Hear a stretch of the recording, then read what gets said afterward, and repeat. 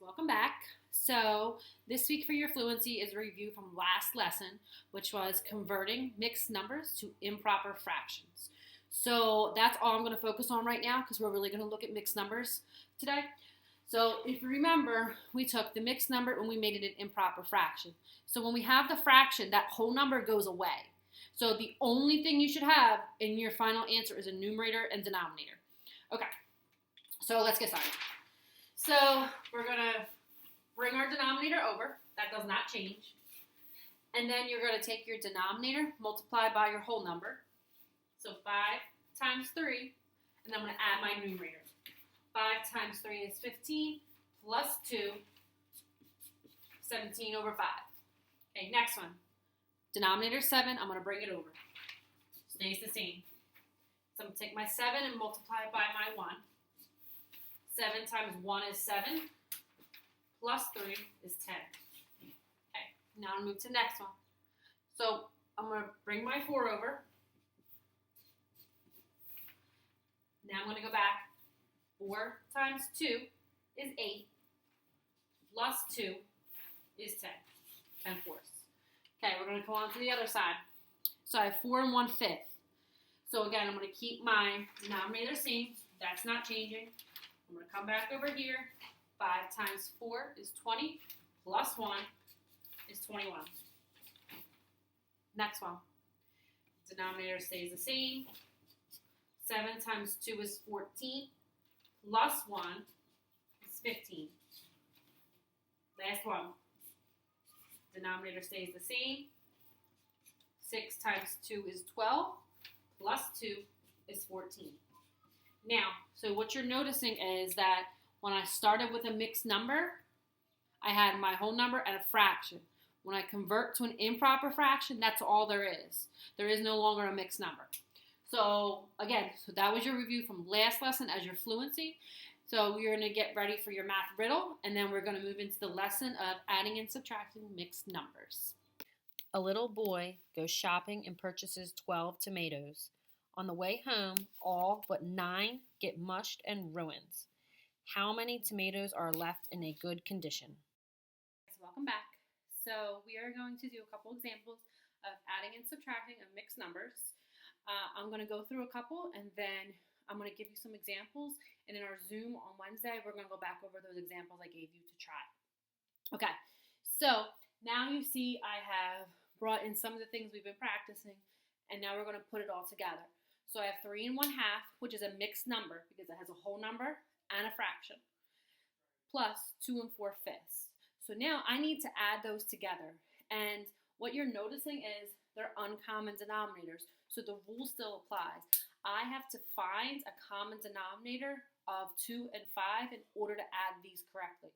So I'm going to still write out my times tables for 2 and 5. So 2, 4, 6, 8, 10, and then 5, 10, and I can stop because 10 is my least common denominator. Okay.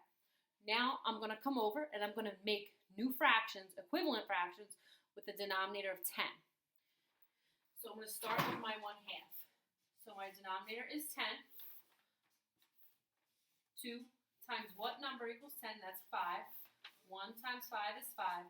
Now I can't forget my 3 because that's part of my fraction. So I have to bring that down. So I'm going to come over here. Denominator is 10. 5 times 2 is 10. So 4 times 2 is 8.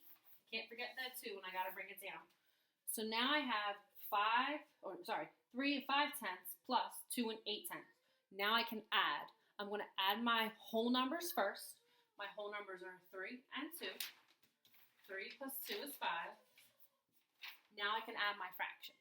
So my denominator is 10. I'm going to bring that over. 5 plus 8 is 13. Now most of you are probably looking at that and say, hey, that's kind of funny looking, and it is.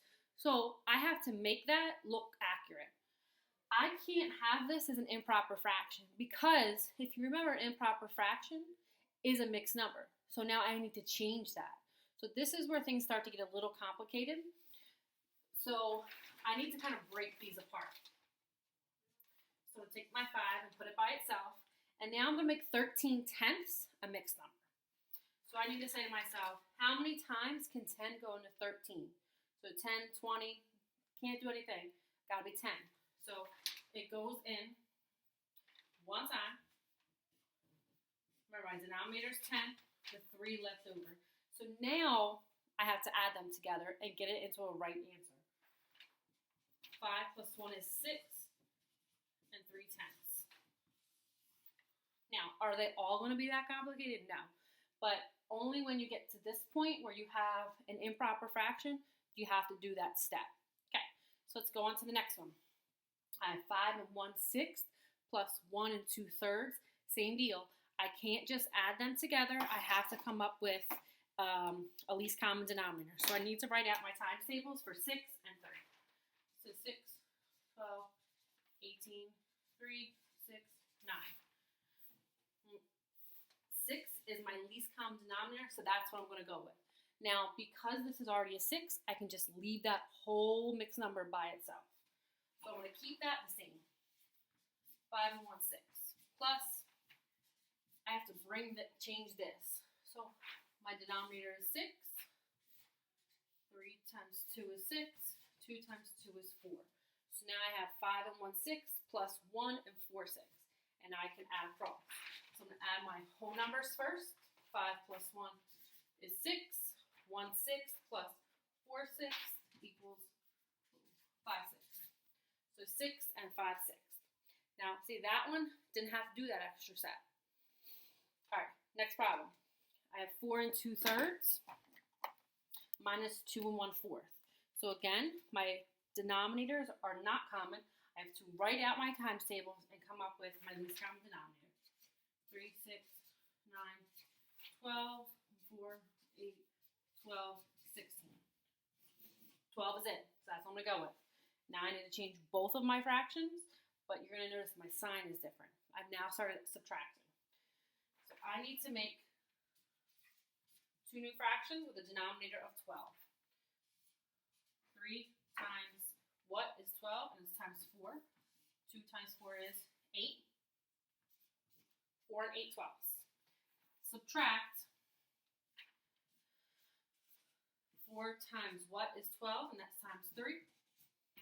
1 times 3 is 3. Bring my 2 down. 2 and 3/10. So now I have 4 and 8/12 minus 2 and 3/12. So remember, we're going to subtract. Whole numbers first. 4 minus 2 is 2.